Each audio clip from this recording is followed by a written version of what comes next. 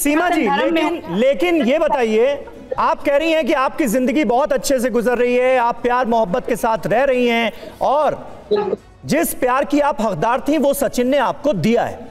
मुझे ये बताइए कि जब इस तरह की बातें होती हैं तो आप लोग उसका सामना कैसे करते हैं? आप लोग आपस में कैसे बात करते हैं? सचिन आपको कैसे भरोसा दिलाते हैं कि संयम रखो? क्या होता है? हमें कानून पे विश्वास है सर।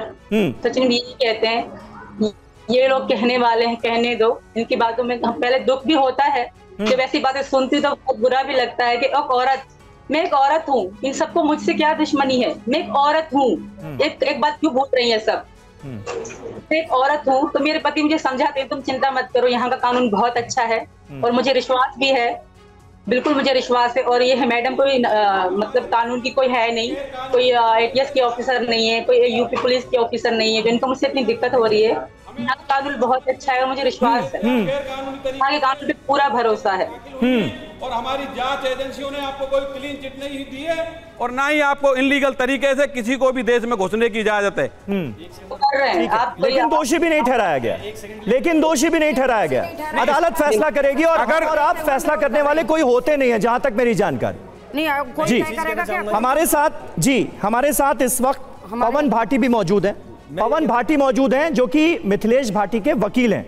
पवन भाटी जी, सवाल देखिए, सिंपल सा जो सवाल है वो तो यही है ना कि भाई आपने हमारी भावनाएं क्यों आहत की, हमारे लिए ऐसे शब्दों का इस्तेमाल क्यों किया, हमने आपका क्या बिगाड़ा था, यही पूछ रही है सीमा।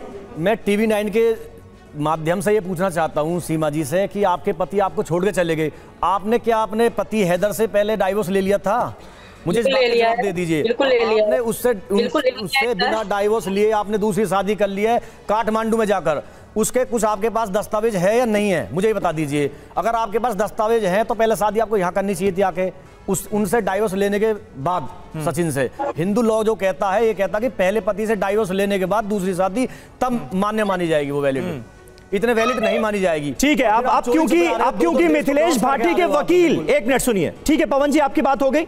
मिथिलेश भाटी के वकील हैं पवन भाटी, उन्होंने ये सवाल पूछा है, इसलिए मैं सीमा हैदर के वकील AP सिंह से इसका जवाब चाहूंगा। सिंह साहब, ये सारे मुद्दे तो डिस्कस हो रहे हैं ना, जांच कहां तक पहुंची है, अदालत में ये मामला क्या वाकई टिकता है, क्या जानकारी है आपके पास? नहीं, जांच एजेंसियां जांच कर रही हैं और मैं ऐसा व्यक्ति हूं जो, हमें लोग लाखों रुपए इस बात के देते हैं कि CBI जांच ना हो, नार्को टेस्ट ना हो, लेकिन मैं सीमा और सचिन के लिए कह रहा हूं कि सीमा की आप CBI जांच कराइए, IB से कराइए, रॉ से कराइए, NIA से कराइए।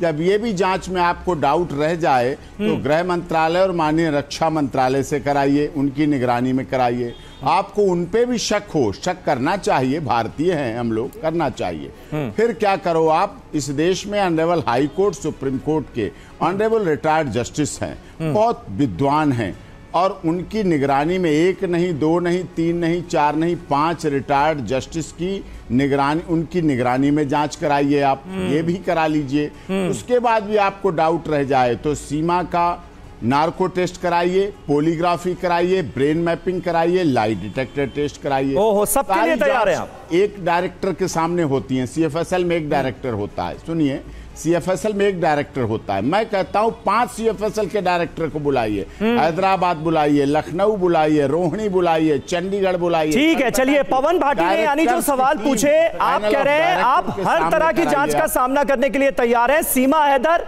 हर तरह की जांच का सामना करने के लिए तैयार है।